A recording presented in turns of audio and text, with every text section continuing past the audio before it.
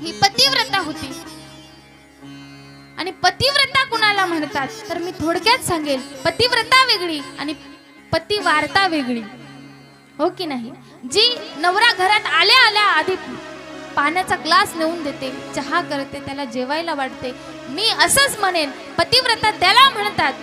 तुकाराम महाराज म्हणतात, तुका म्हणे पतिव्रता तिची देवावरी सत्ता. नवे नवे आपल्या व्यवहारिक जीवनामध्ये पतिव्रता तिलाच म्हणतात, जी 2-2 तास पूजा करते आणि आपल्या नवऱ्याला टायमावर जेवायला सुद्धा देत नाही. महाराज तिची पूजा सुद्धा सफल होत नाही. 4 धाम यात्रा करून येतात, पण नवऱ्याला जर ओरडत असेल तर मला असं वाटतं तिची 4 धाम यात्रा सुद्धा सफल होणार नाही. पतिव्रता कुणाला म्हणायचे, नका करू तुम्ही यात्रा, नका करू तुम्ही पूजा, पण जर आपण आपल्या देवालाच पूजत नसाल तर मला असं वाटतं पत्नी म्हणून घेण्याचा आपला अधिकार नाही.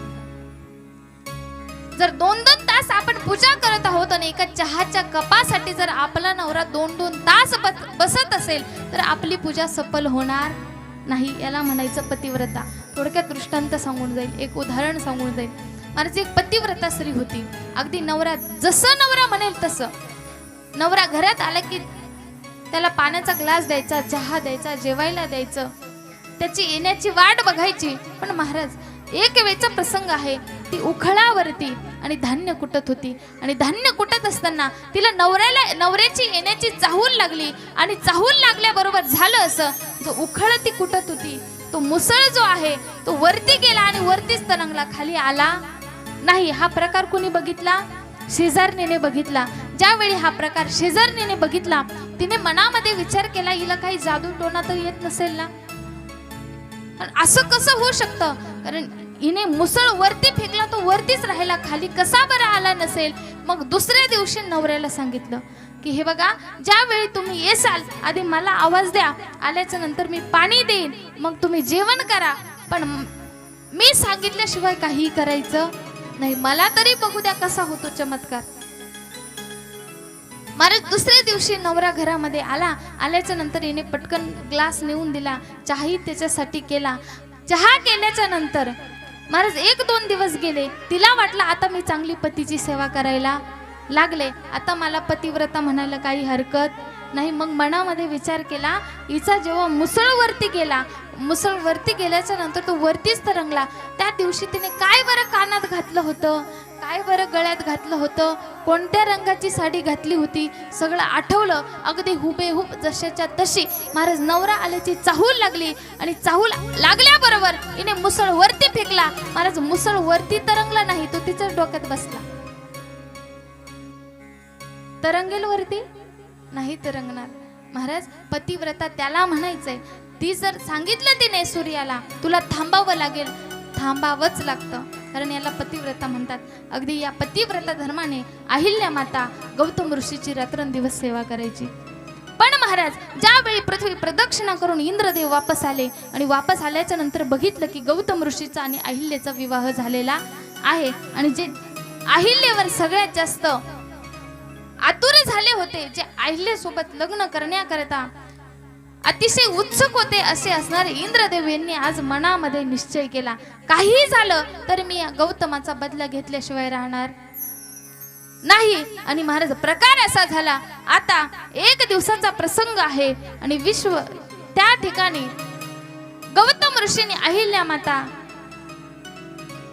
रात्रीची वेळ आहे, झोपले असताना इंद्रदेवांनी आपल्यासोबत चंद्राला घेतलं, आपल्यासोबत कोंबड्याला घेतलं आणि घेऊन आणि आता गौतम ऋषीच्या आश्रमाबाहेर ते थांबलेले आहेत. आणि थांबलेले असताना आता पहाटेची वेळ नसताना सुद्धा आणि कोंबड्या त्या ठिकाणी आरवलेला आहेत. कोंबडा ज्यावेळी ओरडायला लागला, गौतम ऋषी उठले. गौतम ऋषींना असं वाटलं, चंद्राकडे बघितलं, चंद्र ही ज्यावेळी पहाटे ज्या ठिकाणी असतो त्या ठिकाणी आज आहे.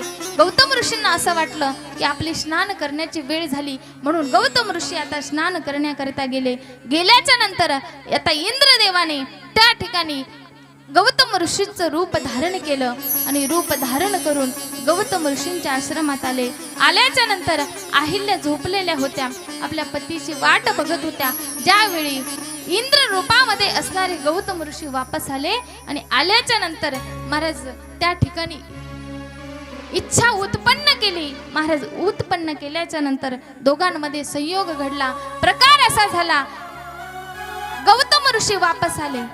आल्याच्या नंतर बघितलं आणि बघितल्याच्या नंतर आता अहिल्यालाही कळून चुकलं की आपला पतिव्रता धर्म नष्ट झालेला आहे आणि याला दुसरं तिसरं कोणी कारण नसून इंद्रदेव आहे.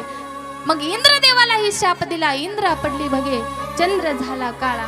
महाराज त्या ठिकाणी इंद्रालाही शाप दिला, चंद्रालाही शाप दिला की वेळ नसताना सुद्धा तू चुकीच्या ठिकाणी उभा राहिलास, म्हणून चंद्रालाही शाप दिला.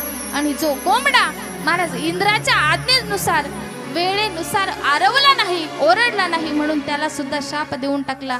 महाराज तिघांना शाप देऊन अहिल्याकडे रागीत दृष्टीने बघितला आणि कडाडले गौतम ऋषी, अगं स्वतःला पतिव्रता म्हणून घेतेस, पतिव्रता जर तू स्वतःला म्हणत असशील तर तुला तुझा पती सुद्धा कळू नये. राग आला आणि रागामध्ये शाप देऊन टाकला की दगडाच्या अंतकरणाची तू झालीस आणि दगडाच्या अंतकरणाची तू झाल्यामुळे माझा शाप आहे तुला की तू दगड होऊन जाशील. आता अहिल्या माता त्या क्षणी शिळा होऊन पडल्या, पाय धरले आणि पाय धरल्याच्या नंतर उशाप मागू लागल्या. आणि त्यावेळी आता गौतम ऋषी उशाप देतात की ज्यावेळी भगवान परमात्मा सीता मातेला वरण्याकरता याच आश्रमापुढून जातील आणि जात असताना त्यांच्या चरणाच्या रजाने तुझा उद्धार होईल.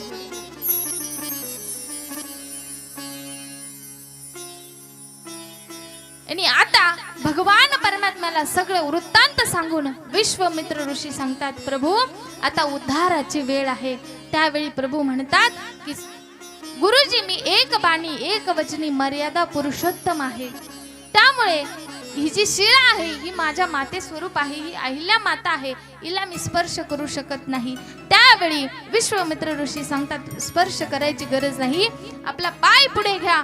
भगवान परमात्मा आता पवित्र घेतात, आपला एक पाय पुढे करतात. पाय आल्हाद वरती तरंगत आहे आणि तरंगत असताना वायुदेवाला आज्ञा देतात.